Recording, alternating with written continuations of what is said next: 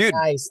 Thank you. appreciate the time, man, and want to get into the tour and talk music and a bunch of different things to get into. But I guess let's start with the tour, man. If it ain't broke, don't fix it, right? All my friends, round two, leg two, last time was in Anaheim, this time heading to LA with Asking Alexandria, the world alive, or the word alive, and Archers this time. Yep. Yeah, man. The idea for a second leg kind of honestly it came about pretty quickly in the first leg. We just realized the package makes a lot of sense, and the tour was doing really well. And so there was markets we hadn't hit and people that were complaining about us not coming to their city. So we just tried to, stretch it out as much as we could. I figured there was a plan intact to only hit Orange County and leave LA off the first route. So it kind of felt like there'd be a second round coming. I imagine everyone getting along and having a good time out there with Danny Warsop and the guys.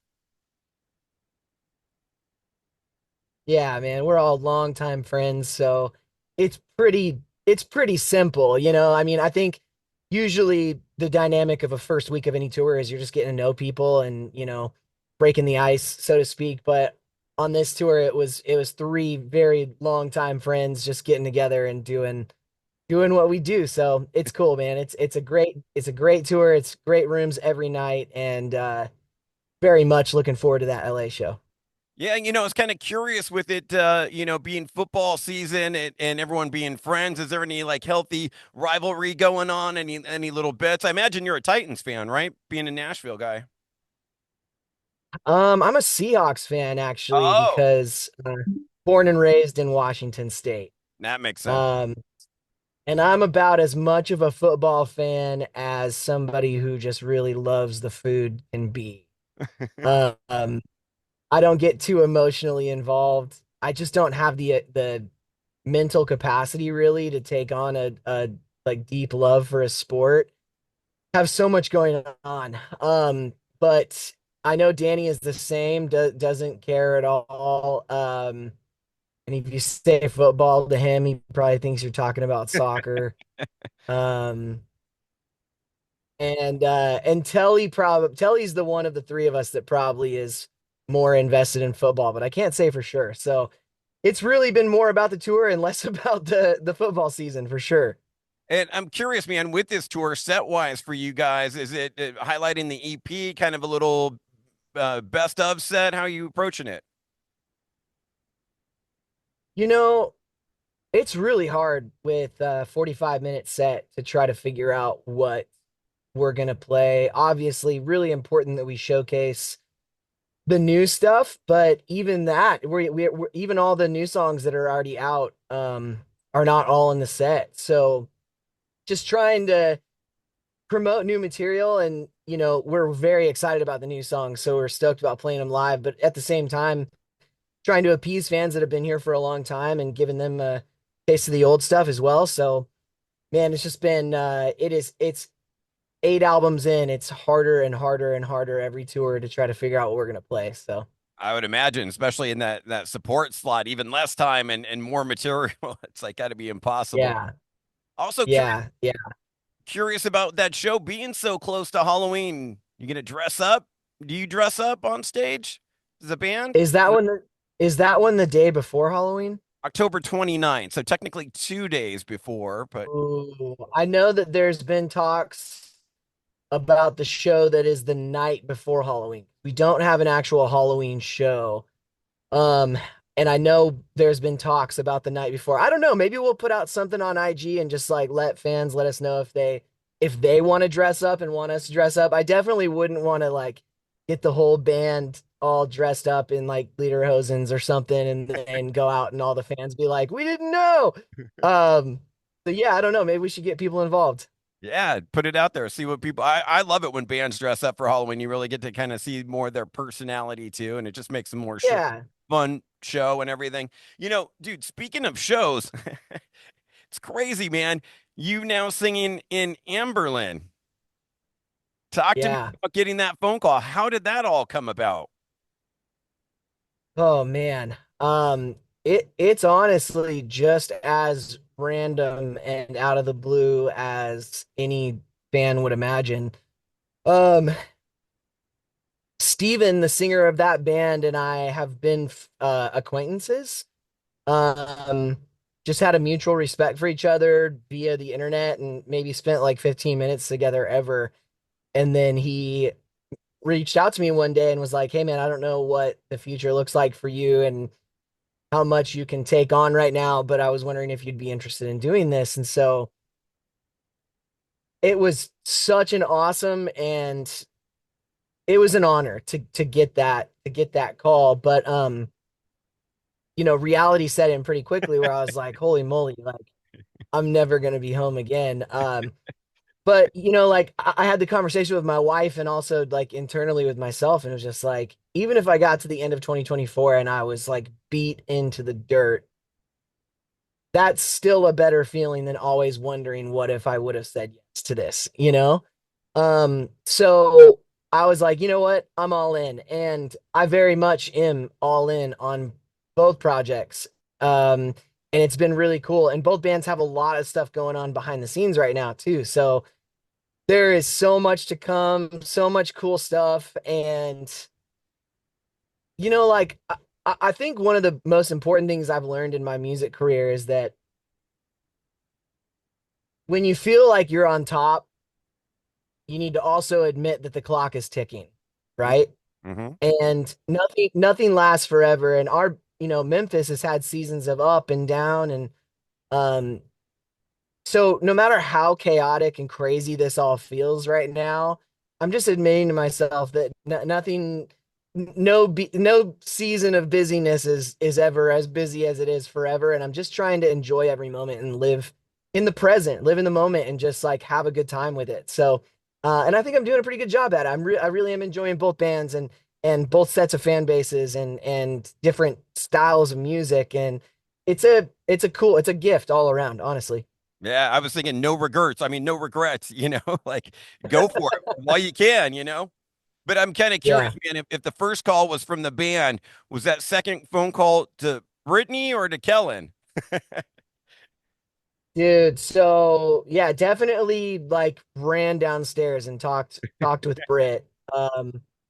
But yeah, I mean the guys in my band, they knew like the agreement essentially was I told Anberlin I can do this as long as you'll work around Memphis. Mm, So Memphis doesn't lose anything. A bunch of comments right off the bat from fans being like, "Oh my God, he's quitting Memphis." And I'm like, "No, it's literally the exact opposite where Anberlin is graciously working around our schedule. So nothing changes for MMF. So that gives the guys peace of mind. It's just me being on tour a whole lot more. So um, right now I'm doing it essentially doing 24 weeks straight right now. just one to the other. I was gonna say, yeah, you got to hop off the Memphis tour to play with them at When We Were Young festival. Yeah, so Memphis is supposed to have a Nashville show, but When We Were Young got booked first. So I committed to that, and so Memphis is having to jump off the Nashville show on this tour, which sucks, but like that is the tricky part about this. It's like obviously they're working around us, but also I can't make commitments and then back out of it. So Sure. this second leg of this tour was booked after When We Were Young was confirmed. So I'm literally just flying out like the morning of When We Were Young, playing those shows, and then flying right back into the tour to keep going. So Wow. Crazy, man. And I'm curious, when you play a big festival like When We Were Young, do you look up and down the lineup? Is there anything that you kind of go, I got to see that, especially this year with everyone playing all these, historic albums and everything? Do you circle anything like, I'm going to try to run over and make that one? yeah, and I don't even know what our set time is yet, so that makes it complicated for trying to figure out who I can see. But like the second we get the schedule, I'll be running all over the um it'll be a really cool thing, man. I'm in a season of life where like taking nothing for granted and opportunities to see bands that I might not ever see again. I mean, just like life is short and unexpected and I just learn that more and more every single day. Like everything is so sporadic and you never know how much time you have. So I will be taking every opportunity on those 2 days to see as many bands as I can. Well, looking forward to it and dig the two tunes we got from you with Anberlin, Seven and Walk Alone. I imagine more coming. More coming. Yes, sir. And I imagine for that album, though, everything was kind of already done by the time you stepped in and just did those two tunes. Walk Alone and Seven, the concepts and structure were there by the time I came into the picture. The ideas of the songs were there.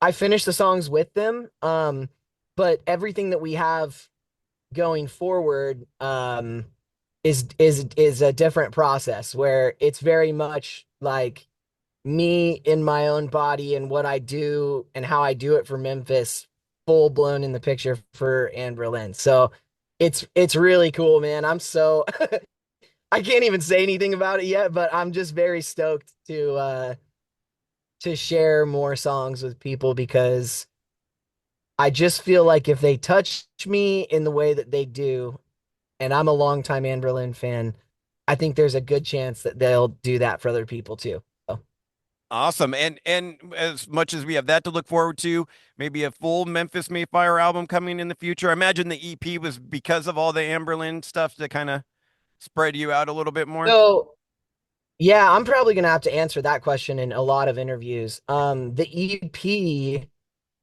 is just the way that DSPs package songs together.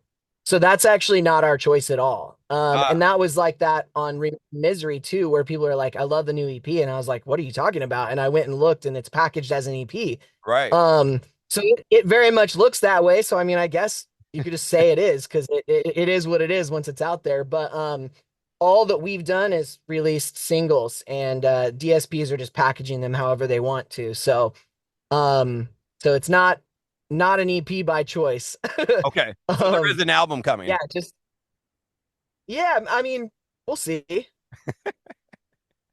Well, I hope so. I hope so, man. The last one was amazing, remade in Misery, and so I was Thank expecting you. another one. It 2 3 year cycle, so it felt about time. And I was like, just a couple songs, but he's got to be busy with Amberlin, and that's why. But so it's coming. Well, Something's coming with both bands. with both bands. Yeah, gosh, you caught me like maybe a week and a half before I'm allowed to say anything. So, but it's out. It'll be out there soon. So just keep an eye out and you'll see stuff. We had touched upon it earlier, the When We Were Young festival. That's rad that that's back. And oddly enough, the big rumor going around, nothing official yet, but it all signs pointing to the Warp Tour coming back around, which was interesting enough. The first time I saw you and got to talk to you, and you were a part of that for a bunch of years. And it almost seems like When We Were Young is like a mini version of the Warp Tour, but stoked for the Warp Tour coming back. Yeah, yeah. If that's true, I'm very much looking forward to it and hoping that we get to be a part of it because those were very special summers and big opportunities for growth for our band. Memories that we will have forever. So would love to be a part of it again. Yeah, and we have the Mayhem Festival at least coming back, just doing the one show this year and then full tour next year. At least we know that one's coming for sure. Because I've been missing that, man. Yeah, I love that traveling festival where you go see one band and fall in love with five other bands. 100%, dude. Absolutely. It's exciting, man. I think that it's the right time for things like that to be resurfacing. And so just looking forward to what that all becomes. Beautiful, Maddie. I appreciate all the time. Last couple things. Imagine with two bands now, Maddie's Meats and On Point Pomade still going on, but maybe a little bit in the back seat. Very much in the back seat, man. As much as during the pandemic, I developed a genuine love for barbecue and just like feeding my friends and just the community that it creates. And I really do love it. And I bring a Traeger on tour. I've got one with Memphis and I've got one with Anberlin now as well. And they get used on days off. But just as far as like creating content and cooking videos and stuff like that, I have to, it stresses me out that I have those platforms and they're not getting used because I really do enjoy doing it. But I had to, when everything happened with Amberlin, I had to have a sit down talk with myself and say, like, I love you, Matt, and I realize that you have severe ADD. we have to grab 2 to 3 things and focus on those only. Otherwise, you're just going to be doing everything to not its, full capacity. And so, on point is very much cruising. But as far as like Matty Mullins barbecue stuff and everything, I love it and I will get back to it. Like I said, nothing lasts forever, so I would love to have just free time to be grilling and making that kind of stuff. So it's not going away, but it's just not in the forefront right now because 2 bands is a lot. Yeah, no, I hear you. And like you've been saying all conversation long, life is short and you got to, carpe diem and seize the moment.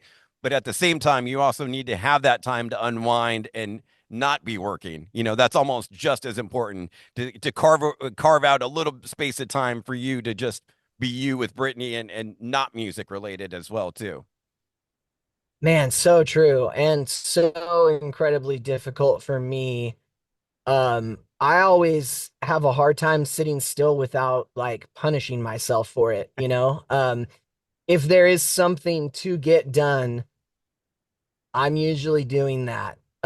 So it's tough. It's really tough to do that, but it is a skill that I see more and more value in and more value in putting time into learning how to turn off, especially with social media and everything. Like I'm not as offended by social media as most people are. I'm actually in a season of life right now where I'm having a lot of fun just like clapping back at people who are like being mean in the comments because I just had this realization like my whole career I've just been like leave it alone, don't give it any attention, and I'm like wait a minute, they're having all this fun, I want to have fun.